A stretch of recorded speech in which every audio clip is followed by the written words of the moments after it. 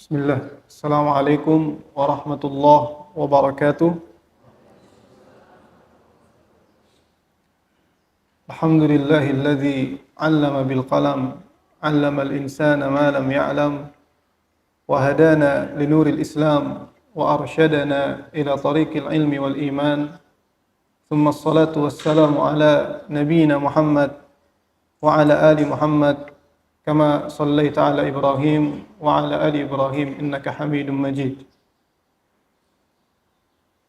Kami ucapkan ahlan wa sahlan kepada para abu dan ummu yang telah meluangkan waktunya untuk bisa menghadiri dan menjemput ananda soleh sekalian untuk kembali ke rumah masing-masing.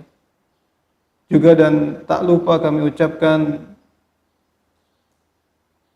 ahlan kepada para siswa Ma'had Tasnim yang semoga dirahmati Allah Subhanahu wa ta'ala, yang sebentar lagi antum akan kembali ke rumah mengisi liburan dengan waktu yang bermanfaat.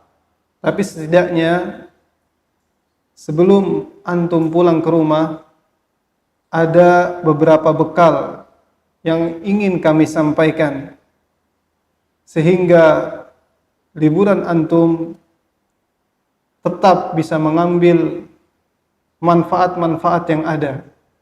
Tidak berlalu begitu saja waktunya tanpa ada manfaat. Maka setidaknya sebelum antum pulang ada gambaran di pikiran antum, ana harus apa ke depannya.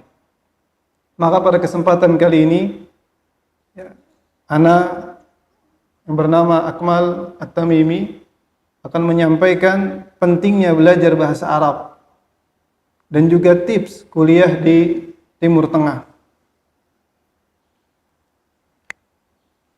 Yang pertama adalah cita-cita sangat penting. Ketika kita ingin menggapai keinginan kita, kita harus bercita-cita dulu. Dari sekarang kita harus memiliki cita-cita. Jangan sampai ketika ditanya misalkan, apa cita-citanya? Belum tahu Ustaz. Jangan sampai. Ya, harus dari sekarang sudah ditulis. Ya. Dulu itu kalau kita di ma'had, itu kan kasurnya tingkat ya. Itu biasanya kalau di atasnya itu, kalau tidur yang di bawah itu kan ada papan. Itu ditulis biasanya. Universitas Islam Madinah, atau Lipia, atau Al-Azhar Kairo, dan seterusnya. Itu ditulis cita-citanya itu. Ya, atau di bukunya, ya, harus jadi terngiang-ngiang terus setiap hari cita-cita kita. Jadi jangan sampai saat ini belum ada cita-cita. Coba Ustaz kasih waktu kira-kira setengah menit untuk mikir cita-citanya apa kalau yang belum ada. Coba setengah menit dipikir dulu yang belum ada. Yang kalau sudah ada, alhamdulillah. Nanti Ustaz tanya kira-kira cita-citanya apa. Ya, cita-cita itu adalah bentuk doa. Kita berdoa dari sekarang. Baik. Coba antum yang peci kuning, itu tafadhol, kum bisa berdiri. Saya ingin tanya, ya hanya 3 orang lah. Antum namanya siapa? Muhammad Nur Fikri. Masya Allah, Muhammad Nur Fikri, kira-kira apa cita-cita antum ke depannya? Apa? Atlet badminton, Masya Allah, barakallahu fikum. Ya, atlet badminton yang hafal Quran, yang jago bahasa Arab. Ya, jadi kalau nanti ketemunya musuhnya orang Arab, bisa ngomong bahasa Arab. Ya, baik, barakallahu fik. Duduk. Nah, ini antum ya, ini yang belakang antum. Ya, tafadhol bisa berdiri.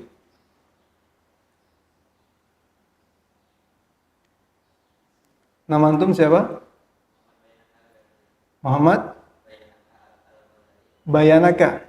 Baik. Panggilannya Bayanaka ya. Insyaallah. Kira-kira Cita-cita antum apa ke depannya insyaallah? Ingin apa? Programmer. Itu contohnya seperti apa kira-kira? Contohnya apa itu?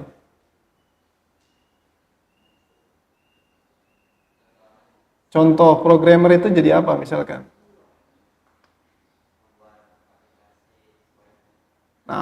Nah ini Masya Allah, ya, kita ini memerlukan aplikasi-aplikasi Islam yang bermanfaat.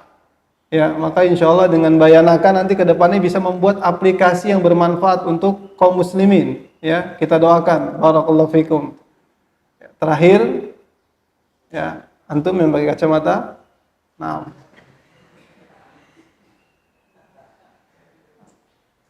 siapa namanya? Iman Prayogo. Akhi Aiman, Aiman. Kira-kira apa cita-citanya insyaallah? Jadi tentara, Masya Allah. Ya, kita doakan agar akhi Iman, ya, bisa menjadi tentara yang paham ilmu syariat dan juga hafal Al-Quran. Amin ya rabbal alamin. Taib, barakallahu fiik. Ya, jadi persiapan matang, cita-cita itu merupakan pondasi untuk, ya, mempermudah langkah kita ke depannya. Ya, dengan cita-cita itu berbeda dengan orang yang tidak memiliki cita-cita dengan orang yang memiliki cita-cita. Ya, sama halnya kalau kita melakukan acara.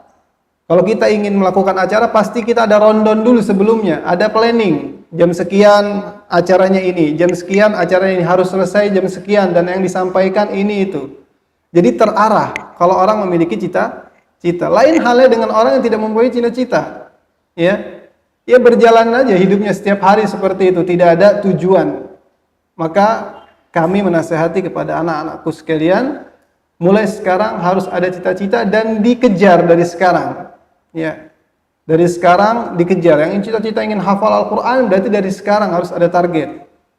Yang cita-citanya ingin kuliah di Universitas Islam Madinah, dari sekarang. Hal-hal yang perlu disiapkan apa? Yang cita-cita ingin menjadi dokter pun harus disiapkan dari sekarang. Ya, taib. Nah, ingin Ustaz sampaikan sekarang adalah tentang pentingnya belajar bahasa Arab dan mengapa kita harus belajar bahasa Arab. Ustaz, saya orang Indonesia, Ustaz. Teman-teman saya orang Indonesia, saya hidup di Indonesia. Apa pentingnya, Ustaz, belajar bahasa Arab? Saya nggak punya teman orang Arab, Ustaz. Kira-kira benar nggak seperti itu? Ya, nggak punya teman Arab, tinggal di Indonesia, jadi nggak perlu belajar bahasa Arab. Ustaz mau yang bisa menjawab mengapa kita harus belajar bahasa Arab, silahkan diangkat tangannya. Apa pentingnya kita belajar bahasa Arab? Antum ada pelajaran bahasa Arab kan ya? Ada ya, nahwu, shorof dan seterusnya. Kenapa kita harus belajar itu semua? Silahkan yang tahu angkat tangannya, tafadhol, jangan malu.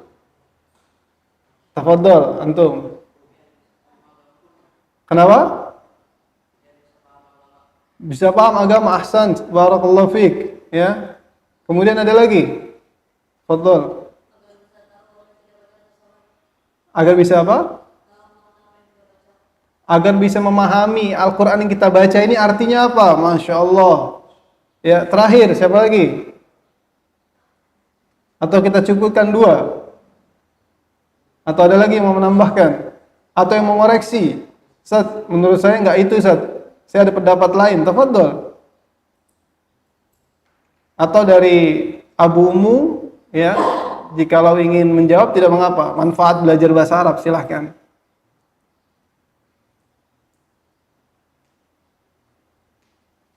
Kita cukupkan berarti 2 poin. Baik, sekarang pentingnya belajar bahasa Arab bisa dilihat. Bahasa Arab adalah kunci untuk masa depan yang cerah. Menguasai bahasa ini tidak hanya membuka peluang akademis, tidak hanya sebagai batas untuk masuk Universitas Islam Madinah, masuk Al-Azhar, masuk Lipia dan seterusnya, akan tetapi belajar bahasa Arab ini membantu kita memahami apa? Syariat Islam secara sempurna. Maka kalau kita lihat di sini, alasan belajar bahasa Arab, ya, sebenarnya masih banyak lagi, ya. Kalau kita sebutkan semua sangat banyak. Kita ambil 4 yang sangat, ya, penting. Yang pertama adalah Al-Quran itu berbahasa Arab. kitab suci kita ini, seorang muslim berbahasa Arab. Ya, Al-Quran ini berbahasa Arab, kitab suci seorang muslim itu adalah Al-Quran, dan Al-Quran pun berbahasa Arab. Maka selayaknya seorang muslim harus memahami bahasa Arab, memahami kitab sucinya. Jangan sampai kita ketika membaca Al-Quran tidak memahami apa yang kita baca. Kita tidak memahami kitab suci kita. Karena Allah Subhanahu wa taala berfirman, "Inna anzalnahu Qur'anan Arabiyyan la'allakum ta'qilun." Kami telah menurunkan Al-Qur'an dengan apa? Bahasa Inggris, bahasa Latin, bahasa Melayu, ya, Arabiyyan kata Allah. Kami menurunkan Al-Qur'an menggunakan bahasa Arab, la'allakum ta'qilun, agar kalian bisa memahaminya. Kan saya belum hafal, belum paham bahasa Arab. Kenapa kok Allah menyebutkan agar kalian memahaminya? Karena bahasa Arab adalah bahasa yang paling fasih di muka bumi. Kalau kita perhatikan orang dari seluruh negara, mereka bisa membaca Al-Quran. Orang Cina, orang Afrika, orang Indonesia, dan seterusnya tidak kesusahan dalam membaca Al-Quran. Coba kalau antum bayangin Al-Quran menggunakan bahasa Perancis yang susah diucapkan. Tidak semua negara bisa mengucapkannya. Pakai bahasa Cina, Al-Quran, pasti kesusahan. Apalagi bahasa Inggris dan bahasa-bahasa lainnya. Maka Al-Quran menjadikan bahasa Arab sebagai kitab suci seorang muslim. Karena bahasa Arab adalah bahasa yang paling mudah dan bahasa yang paling fasih di muka bumi. Setiap negara bisa mengucapkan Al-Fatihah, bisa mengaji dengan makhraj yang sempurna, dengan tajwid yang sempurna meskipun bukan dari negara Arab. Dan masih banyak lagi dalil-dalil dalam Al-Quran yang menunjukkan bahwasannya Al-Quran diturunkan dengan menggunakan bahasa Arab. Kemudian selanjutnya, ya, memudahkan dalam menghafal Al-Quran dan As-Sunnah. Dengan kita bisa bahasa Arab itu mempermudah kita menghafal Al-Quran dan menghafal hadis. Berbeda antara orang yang belum paham bahasa Arab dengan orang yang bisa bahasa Arab, itu lebih cepat menghafal Al-Quran orang yang bisa bahasa Arab. Karena dia tahu artinya.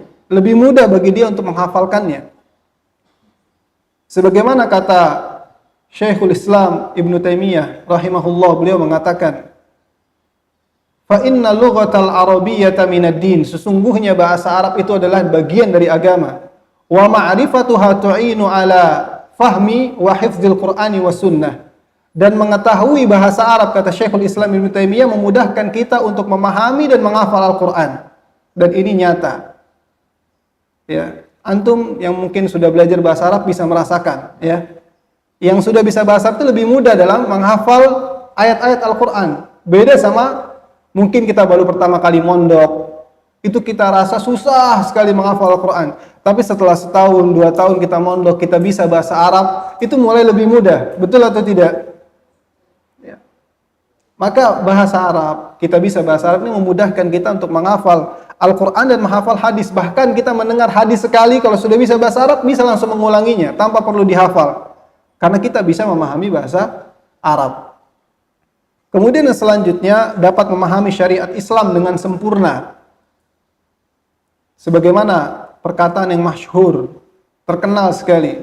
Perkataan Umar bin Khattab, "Ta'allamul Arabiyyah fa innaha min dinikum." Belajar bahasa Arab karena bahasa Arab bagian dari agama kalian. Orang yang memahami bahasa Arab itu kunci untuk bisa memahami ilmu-ilmu syariat.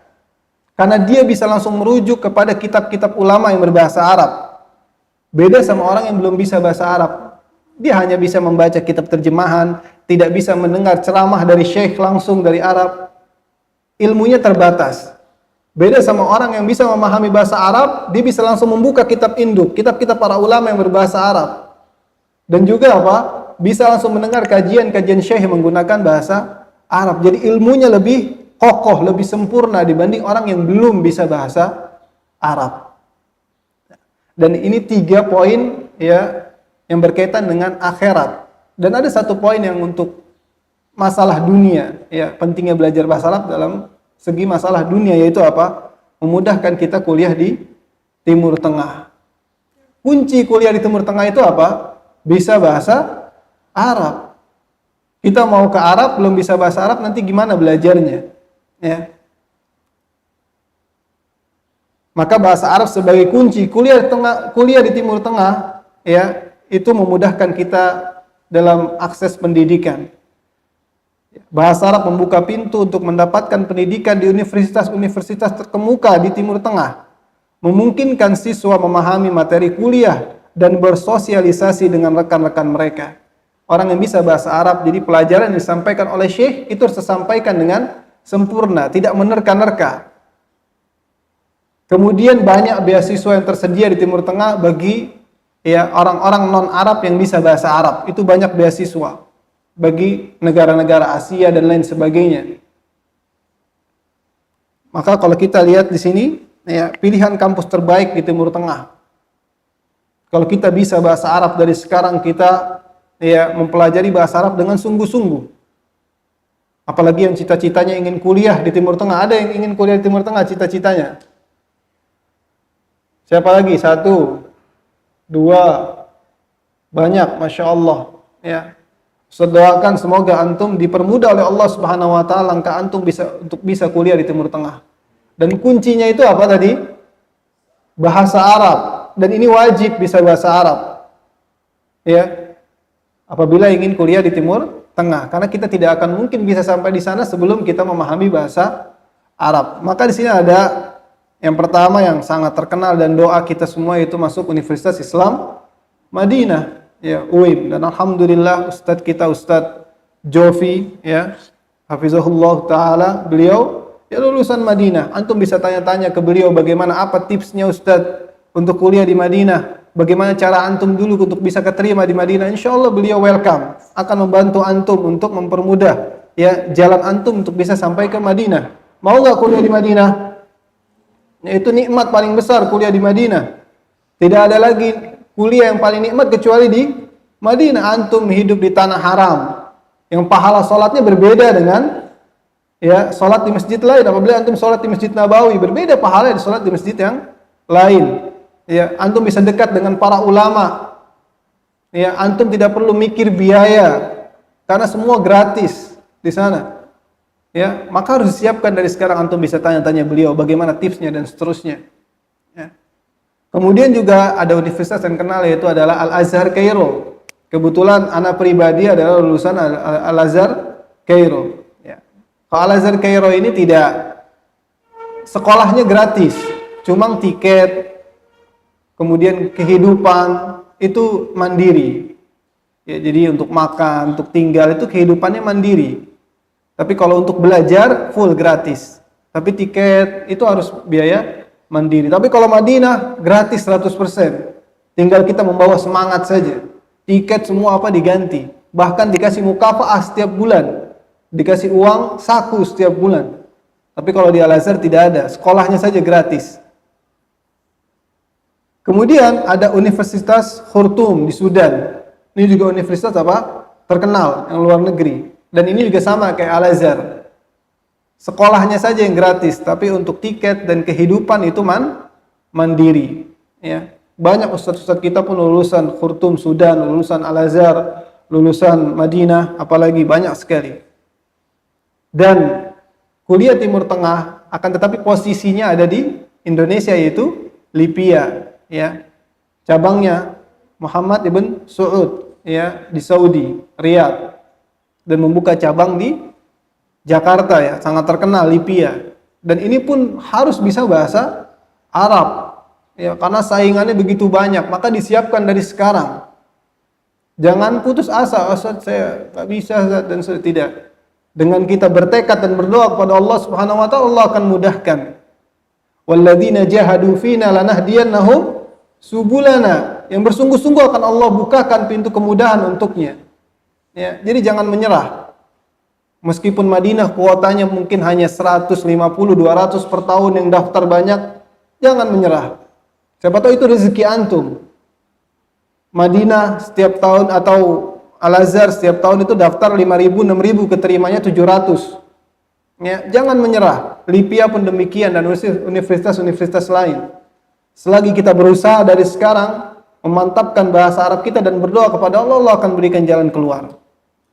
Dan ada universitas bagus lagi di negeri kita, kan, tetapi bukan di Timur Tengah ya. Ada sekarang itu adalah STDI Imam Syafi'i Jember. Itu kuliahnya full berbahasa Arab. Jadi kuliah ini semua full berbahasa Arab ya. UIM, Al-Azhar, yang di Sudan, Libya, itu dosen-dosennya semua berbahasa Arab dan full kuliahnya berbahasa Arab ya.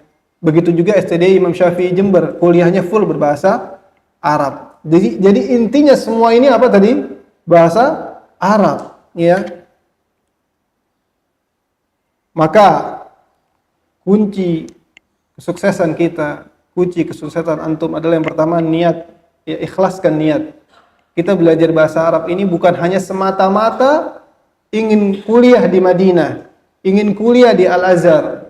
Takutnya kalau niatnya hanya itu, qadarullah belum diterima, sakit hati kita. Tujuan kita belajar bahasa Arab ini untuk apa? Untuk memahami Al-Quran dan Sunnah.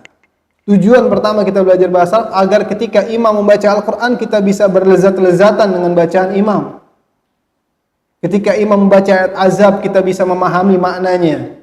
Ketika imam membacakan ayat-ayat nikmat kita bisa ya berbahagia dengan ya nikmat-nikmat yang Allah berikan.